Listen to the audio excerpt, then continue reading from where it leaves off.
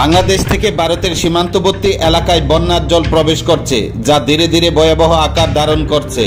শনিবার বিকেল থেকে বাংলাদেশের গোমতীর বাঁধ কেটে দেওয়ার ফলে বাংলাদেশের ভেতরের গ্রামগুলি দ্রুত জলের নিচে চলে যায়, যা শেষ পর্যন্ত ভারতেও প্রভাব ফেলছে। কলমছড়া থানার অন্তর্গত সীমান্তবর্তী এলাকাগুলিতে এখনও পর্যন্ত এই বন্যার জল প্রবেশ করছে, যা দ্রুত বাড়ছে।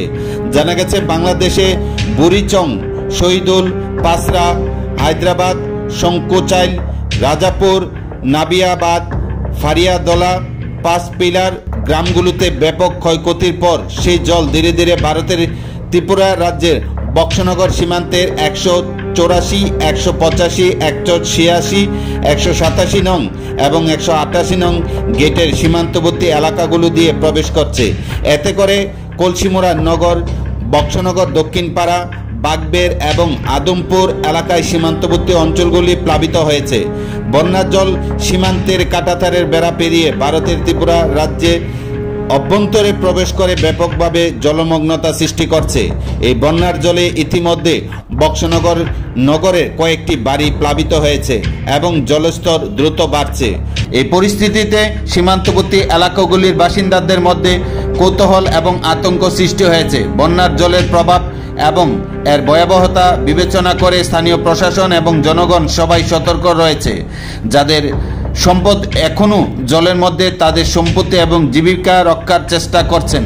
সংবাদ মাধ্যমে এই নিয়ে রবিবার বিকেল 3:30 বিস্তারিত জানান এলাকার ক্ষতিগ্রস্ত পরিবারের সদস্যরা।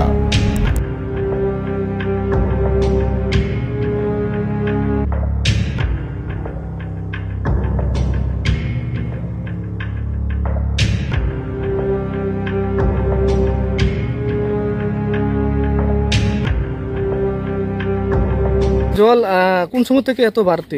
কালকে ছিল একদম ওই খোটাটার কাছে, আজকে একদম আজকে পুরা জলটা বেড়েছে। এটা কোন জায়গা? এটা হলো নগর। এর আগে কেমন জল হয়েছিল এখানে? 88, আমরা তো ছোট ছিলাম, 88 সনে নাকি এরকম বন্যা হয়েছিল। কি বাংলাদেশ থেকে আসছে জল? এটা জলটা বাংলাদেশ থেকে আসছে, এখনো আসতে আছে। বাড়ি ঘরে জল ঢুকছে? হ্যাঁ ঢুকছে, অনেক বাড়ি ঘরে জল আছে। ওদের বাড়িতে একদম নিচে ঘরের মধ্যে। এটা কি কলসিমুড়া নগর? এটা কলসিমুড়া নগর। এই জায়গাটা বাংলাদেশ কোন জায়গা ধরে? হ্যাঁ, বাংলাদেশ কোন জায়গা? বাংলাদেশ হলো শঙ্কুচাইল, পাসরা এলাকাতে। নগর সীমান্তে এত জল, বৃষ্টি তো নাই 2-3 দিন যাবত, কিন্তু এত জল কোথায় থেকে আসে? এটা তো বাংলাদেশের জল। এত পরিমাণ জল বাংলাদেশ থেকে আসে? আপনার এই নগর, ভারতের নগরে জল অলরেডি আইসে গেছে না? হ্যাঁ, অলরেডি আইসে গেছে। আজকে 3 দিন যাবত জল শুধু বাড়তেছে। 3 দিন ধরে জল বাড়তেছে? এর আগে এমন হয়েছে নি কোনদিন বা জল আইসে এত? তখন অত একটা 74-এর একটা বন্যা গেছে, ঠিক তদ্রুপ এরকম। আর 83-র একটা বন্যা গেছে এরকম। আর 24-এর একটা বন্যা আজকে দেখা দিল। আর কত পরিমাণ জল আছে এখানে? এখানে প্রায় 12 থেকে 14 ফুটের নিচে হবে। মানে 3 দিন ধরে জল আইতাছে নাকি? জল কি বাড়তাছে না কমতাছে? বাড়তেছে। বাংলাদেশ থেকে বাড়তাছে, এদিকে আসতেছে? এদিকে আসছে। কতটুকু পর্যন্ত গেছে ভারতের ভিতরে? মোটামুটি কতটুকু বলতে আমি এইটুকুকে অত বুঝতাম পারছি যে এটা আমাদের এই যে 150 গজ এরিয়া, এই 150 গজ এরিয়ার ভিতরে পুরো বাড়িঘর ডুবে গেছে। হ্যাঁ, মোটামুটি বাড়িঘর অত উঠানে উঠে গেছে। আর আরেকটা দিক ফেন্সিং ফারিও আবার 150 গজের ভিতরেও অনেক বাড়িঘরে ঢুকছে।